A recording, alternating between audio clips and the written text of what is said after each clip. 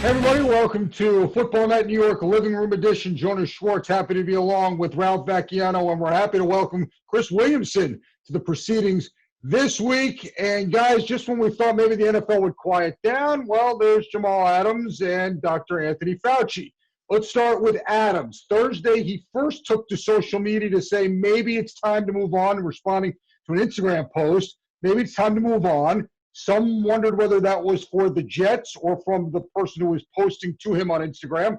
And then later on Thursday, well, it looks like it meant the Jets because a couple of reports came out that basically stated that Adams had requested a trade from the Jets, requested permission to seek a trade, and no word on whether the Jets were going to grant that permission.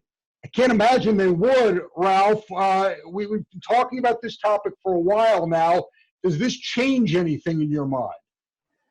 No, I think that this is exactly the same as it was, and it's what the Jets were afraid of, that this is going to become an issue that looms over everything. The rest of their offseason, maybe training camp, maybe even into the season.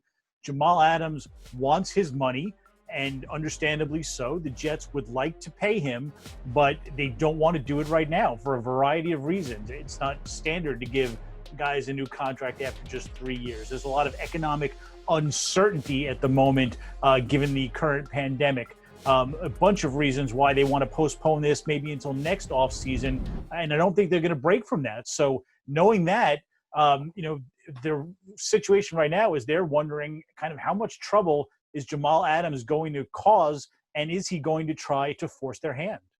Yeah, I think it's interesting, Ralph and Jonas, because the fact that he's requesting to seek permission to get traded, maybe the Jets will be more inclined to give him that contract extension, that give him that fat contract that he wants to be the highest paid safety in the game. And he deserves that type of money. I understand that the Jets don't want to do that for economical reasons from an organizational standpoint.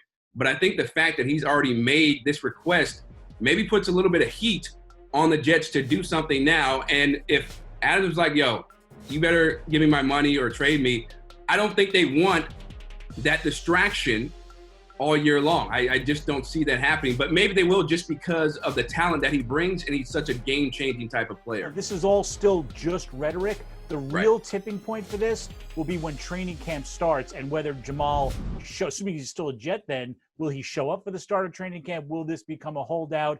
Until then, as a lot of general managers like to call it, it's a lot of noise that they don't particularly like, but it's not to the action point just yet. Yeah. All right, so everybody wondering whether Jamal Adams will be with the Jets for this season. Sportsline asked the questions. It's time now for what are the odds? Will the Jets trade Jamal Adams by week 1 of the 2020 season? And their odds were minus 450 for no, which means you have to bet $450 to win 100. And a yes is a plus 350, which means you bet 100 to win 350. So, Chris, when all is said and done, do you think Jamal Adams is a Jet week 1 of this season? Yes, he will, Jonas, because like Ralph alluded to before, this is a lot of talk. When we get down to training camp, then we might see some really significant things as far as actions being done from Adams or the Jets. But again, Jamal Adams is the cornerstone of this defense. He's a major face of the franchise, maybe not the face with Sam Darnold, but he's a guy who's way too talented for the Jets to just give up and not let him, let him make his demands, give the team, pause for, hesitation and stuff like that. So I do think that Jamal Adams will be a Jet week 1 of the 2020 season.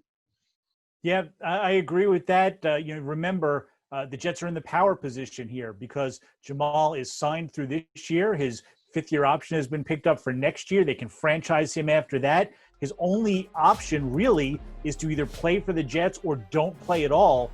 Yes, it's possible they could give him permission to seek a trade, but remember, the Jets already turned down overtures from the Dallas Cowboys for a first-round pick, plus they were looking for a first and a second, maybe even more than that. They were asking for a ton from him and weren't able to get it. Jamal would have to find a team willing to give up that kind of price and pay him, because he doesn't want to be traded to a team that's not going to pay him. So there's so many obstacles for this to happen that I'd be stunned if the Jets end up trading him anytime soon.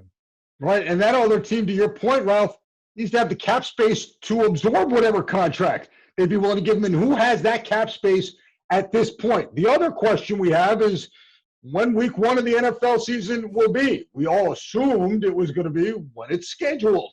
And then Dr. Anthony Fauci on Thursday tells CNN, well, he doesn't see exactly how there can be a football season unless the NFL adopts a bubble-type scenario like we're seeing the NBA try to adopt to finish their season down in Orlando. Now, the NFL released a statement to Dr. Fauci's comments. Dr. Alan Sills, the league's chief medical officer, saying, quote, make no mistake, this is no easy task. We will make adjustments as necessary to meet the public health environment as we prepare to play the 2020 season as scheduled with increased protocols and safety measures for all players, personnel, and attendees. We will be flexible and adaptable in this environment to adjust to the virus as needed. Ralph, do you think football starts on time? Well, I'm not sure about starting on time. I interpreted everything they've done so far and Dr. Sills' statement as basically being their way of saying, thanks, but we're playing. But the reality is they haven't finalized the details. And the NFL Players Association had a call with agents earlier this week to go over some of the thoughts on protocols, how much they would test players, other health-related things.